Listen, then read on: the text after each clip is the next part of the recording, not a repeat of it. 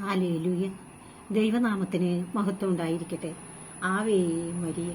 പ്രിയമുള്ള മക്കളെ, വചനം വചനം എന്നെപ്പോഴും നമ്മൾ കേൾക്കുന്നുണ്ട്. നമ്മൾ ബൈബിൾ വായിക്കുന്നവരാണ്, വചനം കേൾക്കുന്നവരാണ്, പറയുന്നവരാണ്, അല്ലേ? എന്താണ് വചനത്തിന്റെ ആത്യന്തികമായിട്ടുള്ള ഉദ്ദേശം? എന്താണ് അതിന്റെ ലക്ഷ്യം? എന്താണ് വചനം? വചനം യേശുവാണ്. അത് നമുക്ക് എല്ലാവർക്കും അറിയാം. പിതാവായ ദൈവത്തിന്റെ വാക്കുകളാണ് മാംസം ധരിച്ചു വന്ന യേശു. Praise the Lord. ഇനി ഏശയ്യ 55:10 പറയാണ്, മഞ്ഞും മഴയും ആകാശത്തു നിന്ന് വരുന്നു, അങ്ങോട്ട് മടങ്ങാതെ ഭൂമിയെ നനയ്ക്കുന്നു, അത് സസ്യങ്ങൾ മുളപ്പിച്ച് ഫലം നൽകി വിതയ്ക്കാൻ വിത്തും ഭക്ഷിക്കാൻ ആഹാരവും ലഭ്യമാക്കുന്നു. എന്റെ അധരങ്ങളിൽ നിന്ന് പുറപ്പെടുന്ന വചനവും അങ്ങനെ തന്നെ. ഫലരഹിതമായി അത് തിരിച്ചു വരികയില്ല. എന്റെ ഉദ്ദേശം അത് നിറവേറ്റും. ഞാൻ ഏൽപ്പിക്കുന്ന കാര്യം വിജയപ്രദമായി ചെയ്യും. Praise the Lord. കണ്ടോ, നമ്മൾ മഴ പെയ്യുന്നു, മഞ്ഞ് പെയ്യുന്നു, അത് പെയ്ത് ഭൂമിയിലേക്ക് വന്ന് നല്ല പൂക്കൾ ഉണ്ടാകുന്നു. വെള്ളം വീണില്ലെങ്കിൽ ആ പൂക്കളൊന്നും ഉണ്ടാവില്ല. ഇപ്പൊ മഴക്കാലം, ഇപ്പൊ നല്ല പൂക്കൾ വിരിയുന്നു, ഫലങ്ങൾ ഉണ്ടാകുന്നു. അങ്ങനെ ഭൂമി ഫലഭൂയിഷ്ടമാകുന്നു, അല്ലെ? ഇതുപോലെ കർത്താവ് പറയുന്നു, എന്റെ നാവിൽ നിന്ന് പുറപ്പെടുന്ന വചനവും അങ്ങനെ തന്നെ. അത് ഫലരഹിതമായി തിരികെ വരികയില്ല. അത് എന്റെ ഉദ്ദേശം നിറവേറ്റും.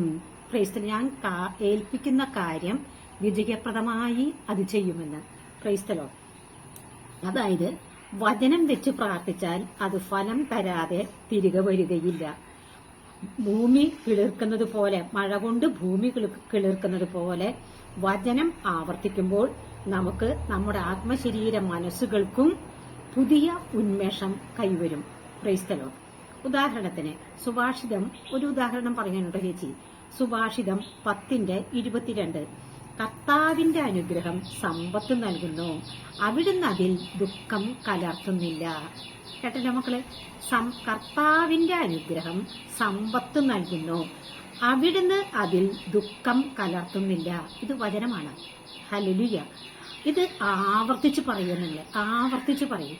കണ്ടു, ഇത് ഒരു പ്രാവശ്യം എന്റെ ഒരു അനുഭവമാണ് ഞാൻ എന്റെ മക്കളോട് പറയുന്നത്. നമുക്കൊരു കുറി കിട്ടണമായിരുന്നു. ആ കുറി വെച്ചിട്ടേ ഉള്ളൂ, ഫസ്റ്റ് ഇൻസ്റ്റാൾമെന്റ് ഫസ്റ്റ് ആയിട്ടേ ഉള്ളൂ കേട്ടോ. ആ സമയത്ത് ഞാനിതുപോലെ ഈ വചനം വർഷങ്ങളായിട്ട് ഇപ്പൊ ചേച്ചി ഇങ്ങനെ വചനം പറഞ്ഞുകൊണ്ടിരിക്കുന്ന ആളല്ലേ. അപ്പോ അതിന്റെ വള്ളിയും പുള്ളിയും തെറ്റാൻ പാടില്ല എന്ന കർത്താവ് പറഞ്ഞു. അതിന് വള്ളി പുള്ളി മാറ്റാൻ നമുക്ക് അനുവാദമില്ല. അതുകൊണ്ടാണ് ഇതൊക്കെ എനിക്ക് ഏകദേശം ബൈഹാർട്ട് അറിയുന്ന വചനങ്ങളാണ്. പക്ഷെ ഞാൻ വള്ളിയും പുള്ളിയും മാറാതിരിക്കുക, മറ്റുള്ളവർക്ക് ഞാൻ വിമർശന വിധേയ ആകാതിരിക്കാൻ ഞാൻ നോക്കി പറയണം. Praise the Lord. അപ്പോ അന്ന് ഞാൻ ഈ വചനം ഇങ്ങനെ ആവർത്തിച്ച് കുറെ 101 പ്രാവശ്യം പറഞ്ഞു. ഒപ്പം പിതാവിനും പുത്രനും പരിശുദ്ധാത്മാവിനും സ്തുതിയെന്ന് 1001 തവണ പറയുകയും ചെയ്തു. ആ ഫസ്റ്റ് കുറി ചേച്ചിക്ക് കിട്ടി. Praise the Lord. ഇങ്ങനെ മുഴുവൻ അങ്ങനെ സാധിച്ചു എന്നല്ല പറയണത്. ചില നേരങ്ങളിലെങ്കിലും ഇങ്ങനെ എന്തെങ്കിലും ചെയ്യുമ്പോൾ ഞാൻ കർത്താവിനോട് പറയും, ഇതിനേക്കാൾ ആവശ്യമായ ആരെങ്കിലും ഒക്കെ കാണുമായിരിക്കും. ഞാൻ എപ്പോഴും ഇങ്ങനെ പറഞ്ഞ്, അങ്ങേ എന്റെ പൊന്നുനാഥ, അങ്ങേ ഞാൻ ബുദ്ധിമുട്ടിക്കുന്നില്ല കേട്ടോ എന്ന് പറയും. ഞാനൊരു ഒരു പരാതിക്കാരിയായിട്ട് അങ്ങേ ബുദ്ധിമുട്ടിക്കാൻ ഇടവരുത്തരുത് കേട്ടോ എന്ന് പറയും ഞാൻ എപ്പോഴും. കാരണം തന്നത് മുഴുവൻ ചിന്തിച്ചാൽ നന്ദിയല്ലാതെ ഒന്നും പറയാനില്ല. ഒരു അർഹതയില്ലാത്തതാണ് കർത്താവ് നമുക്ക് തന്നിട്ട് നമ്മളെ പൊന്നുപോലെ അവിടുത്തെ ഉള്ളംകരത്തിൽ സൂക്ഷിച്ചു കൊണ്ട് നടക്കുന്നത്. കല്ലെരിയാൻ കഴിഞ്ഞ ദിവസം എഴുതിയ ഒരു പാട്ട് പറഞ്ഞില്ലേ, ഉറക്കത്തിൽ ആ പാട്ട് ഇങ്ങനെ കേട്ടു കഴിഞ്ഞാൽ അപ്പൊ തന്നെ എഴുന്നേറ്റ് റെക്കോർഡ് ചെയ്ത് കഴിഞ്ഞിട്ട് പിന്നെ ഞാൻ കരയാണ്. ഈ സ്നേഹത്തിന് ഞാൻ എന്ത് പ്രതിഫലം തരും എന്നോർത്തുകൊണ്ട് തുടർന്ന് പറയാം. അപ്പൊ എന്റെ മക്കൾക്ക് കേൾക്കാം.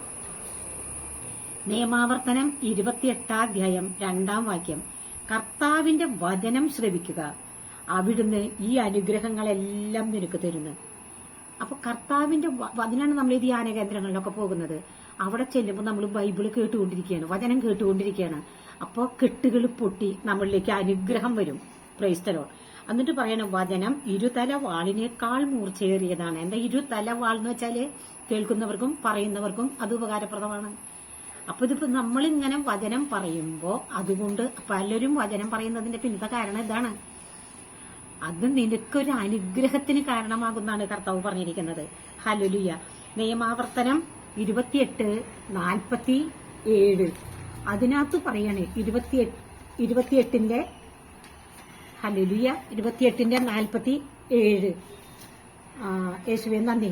എല്ലാറ്റിലും സമൃദ്ധി ഉണ്ടായപ്പോൾ തികഞ്ഞ ആഹ്ലാദത്തോടെ നീ നിന്റെ ദൈവമായ കർത്താവിനെ ശുശ്രൂഷ ചെയ്തില്ലാന്ന്. ശ്രദ്ധിച്ചു കേട്ടോളൂ എന്റെ കുട്ടികൾ. എല്ലാറ്റിനും സമൃദ്ധി ഉണ്ടായപ്പോൾ അതൊക്കെ ദൈവം തന്നതാണ്. ഇത് ദാനമാണെന്നുള്ള ഓർമ്മയുണ്ടായിരിക്കണം. എല്ലാറ്റിനും സമൃദ്ധി ഉണ്ടായപ്പോൾ തികഞ്ഞ ആഹ്ലാദത്തോടെ നീ നിന്റെ ദൈവമായ കർത്താവിനെ ശുശ്രൂഷ ചെയ്തില്ല. അതിനാൽ കർത്താവ് നിനക്കെതിരെ അയക്കുന്ന ശത്രുക്കൾക്ക് വേണ്ടി കർത്താവ് അയക്കുന്ന ശത്രുക്കൾക്ക് വേണ്ടി വിശപ്പും ദാഹവും നഗ്നതയും പരമദാരിദ്ര്യവും സഹിച്ചുകൊണ്ട് നീ വേല ചെയ്യും. നീ നശിക്കുന്നതുവരെ അവിടുന്ന് നിന്റെ കഴുത്തിൽ ഇരുമ്പുനുകം വെക്കുന്നു. കേട്ടാ. അപ്പൊ നമ്മൾ വിചാരിക്കുന്നു, ഞാൻ ധ്യാനം കൂടി, ഞാൻ കർത്താവിനെ കണ്ടു, ഞാൻ കർത്താവിനെ അറിഞ്ഞു, ഹല്ലേലൂയ, ഇനി എനിക്ക് ഇവിടുന്ന് അങ്ങോട്ട് സമൃദ്ധിയും സന്തോഷമാണെന്ന്. അത് നിറഞ്ഞവരോട് ചില കാര്യങ്ങൾ കർത്താവ് പറയുന്നുണ്ട്, നീ ഇങ്ങനെ ചെയ്യാൻ. ഈ നന്ദിയോടെ കർത്താവിന് വേണ്ടി നമ്മൾ വേല ചെയ്യാൻ.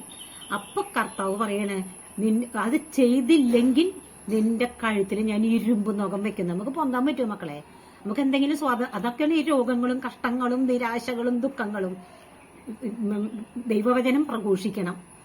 ഈ സത്യത്തിന്റെ വചനം എന്റെ അധരങ്ങളിലൂടെ ലോകത്തോട് പറയാൻ കർത്താവ് പറഞ്ഞു, എനിക്ക് നിന്റെ നാവ് ആവശ്യമാണ്, എനിക്ക് നിന്റെ കരം ആവശ്യമാണ്. ദൈവം നമുക്ക് തന്ന അനുഗ്രഹങ്ങൾ ഉപയോഗിച്ചുകൊണ്ട് ദൈവത്തെ മഹത്വപ്പെടുത്തണം. അങ്ങനെയല്ലേ ലോകം അറിയുക. ഹല്ലേലൂയ. നിയമാവർത്തനം 30 അതിനകത്ത് കർത്താവ് പറയാണ്, ഇന്ന് ഞാൻ നിനക്ക് നൽകുന്ന ഈ കൽപ്പനകൾ നിന്റെ ശക്തിക്കതീതമോ അപ്രാപ്യമാം വിധം വിദൂരസ്ഥമോ അല്ല. നാം അത് കേൾക്കാനും അതനുസരിച്ച് പ്രവർത്തിക്കാനുമായി നമുക്ക് വേണ്ടി ആര് സ്വർഗത്തിലേക്ക് കയറി ചെന്ന് അത് കൊണ്ടുവന്ന് തരും എന്ന് നീ പറയാൻ അത് സ്വർഗത്തിലല്ല. ഇത് കേട്ട് പ്രവർത്തിക്കാൻ ആർ കടലിനക്കരെ പോയി അത് നമുക്ക് കൊണ്ടുവന്ന് തരുമെന്ന് പറയാൻ അത് കടലിനക്കരെയുമല്ല. വചനം നിനക്ക് സമീപസ്ഥമാണ്, അത് നിന്റെ അധരത്തിലും ഹൃദയത്തിലുമുണ്ട്, അത് പ്രാവർത്തികമാക്കാൻ നിനക്ക് കഴിയും. ക്രൈസ്തലോ കണ്ടോ? അപ്പോ അത് ചേച്ചി ഉദാഹരണം പറയാം. ഉദാഹരണമല്ല, ഒന്ന് വിവരിച്ചു തരികയാണ്. ഈ ലോകത്തിലുള്ള ജാതി മത വർണ്ണ ഭേദമന്യേ എല്ലാ മക്കളും കർത്താവിന്റെ മക്കളാണ്. എല്ലാവരിലും കുടികൊള്ളുന്നത് കർത്താവിന്റെ ആത്മാവാണ്. ഈ ആത്മാവ് പിശാച് അടച്ചു വെച്ചിരിക്കുകയാണ്. ഇതിന് നമ്മള് സുവിശേഷം പറഞ്ഞുകൊണ്ട് ഇത് തുറന്നു കൊടുക്കണം. ലോകത്തിന് ഈ സുവിശേഷം നമ്മൾ തുറന്നു കൊടുക്കണം. അങ്ങനെ ഈ അന്ധതയുടെ ഈ ലോകത്തിന്റെ ദേവൻ അവിശ്വാസികളായ അവരുടെ മനസ്സിനെ അന്ധമാക്കിയിരിക്കുന്നു. ആകയാൽ ദൈവത്തിന്റെ പ്രതിരൂപമായ ക്രിസ്തുവിന്റെ മഹത്വമേറിയ സുവിശേഷം അവർക്ക് ദൃശ്യമല്ല. ഹൃദയകാഠിന്യം മൂലം അന്ധത ബാധിച്ച അവർ ദൈവിക ജീവനിൽ നിന്നും അകറ്റപ്പെട്ടിരിക്കുന്നു. ക്രൈസ്തലോ, നമ്മൾ സുവിശേഷം പറഞ്ഞത് പൊട്ടണം. ഇത് പൊട്ടി അവരുടെ ആത്മാവ് തുറക്കണം. എന്നിട്ട് അവർ ഈ വചനത്തിലേക്ക് വരണം. ഹല്ലേലൂയ. അത് വന്നു കഴിഞ്ഞാൽ പിന്നെ അവർ ദൈവത്തെ സ്തുതിക്കുന്ന മക്കളായി തീരും, മാലാഖമാരെ പോലെ. അതിന് നമ്മളെ പോലെയുള്ളവരുടെ ഒരു ഇത് കർത്താവിന് ആവശ്യമാണ്. എന്നിട്ട് കർത്താവ് പറഞ്ഞു, പുറപ്പാട് 9:15 പറയാണ്, ഞാൻ കരം നീട്ടി നിന്നെയും നിന്റെ കുടുംബത്തെയും പ്രഹരിച്ചിരുന്നുവെങ്കിൽ മഹാമാരിയായിരുന്നു. നമ്മുടെ ചുറ്റുവട്ടത്തൊക്കെ എന്തുമാത്രം മഹാമാരി, ക്യാൻസർ, അതൊക്കെ വന്ന് മരിച്ചു പോകുന്നവരെ നമ്മൾ കാണുന്നുണ്ട്. നമുക്കും ആവാം, നമുക്കും തരാം. മഹാമാരിയാൽ ഞാൻ പ്രഹരിച്ചിരുന്നുവെങ്കിൽ ഈ നിമിഷം നീ ഭൂമിയിൽ നിന്നും തുടച്ചു നീക്കപ്പെടുമായിരുന്നു. എന്നാൽ എന്റെ ശക്തി നിനക്ക് കാണിച്ചു തരാനും എന്റെ നാമം ലോകം മുഴുവനും പ്രഘോഷിക്കപ്പെടാനും വേണ്ടിയാണ് ഞാൻ നിന്നെ ജീവിക്കാൻ അനുവദിച്ചത്. കണ്ടു? സത്യം പറയാലോ എന്റെ പൊന്നുമക്കളെ, കർത്താവ് എന്റെ ജീവിതത്തിലേക്ക് വന്നില്ലായിരുന്നെങ്കിൽ, ഞാൻ കർത്താവിനെ അറിഞ്ഞില്ലായിരുന്നെങ്കിൽ ഞാൻ ആത്മഹത്യ ചെയ്ത് പോയി തന്നെ. അത്രയും തീച്ചൂളയിൽ കിടന്ന് വെന്തപ്പോഴാണ് ഞാൻ ഒരു ധ്യാനം കൂടാനും കർത്താവിനെ കാണാനും അവസരം ഉണ്ടായത്. അത് കണ്ടതിന് ശേഷം പിന്നെ ബൈബിൾ പഠിക്കുക. അതിന് ഞാൻ പെന്തക്കോസ്തുകാരോട് നന്ദി പറയാം. അവര് ബെന്നി ഹിൻ, D.L. മൂഡി, യോഗി ചോർ, കാതറിൻ ഗോൾമാൻ, ഇവരുടെ പുസ്തകങ്ങൾ ഇങ്ങനെ രാവും പകലും ഇരുന്ന് ഇങ്ങനെ വായിക്കാൻ തുടങ്ങി. അതിങ്ങനെ വായിച്ചു വന്നപ്പോഴാണ് അതില് അവര് ദൈവസ്നേഹം കൊണ്ട് വീർപ്പം കൂട്ടുന്നത് കണ്ടു.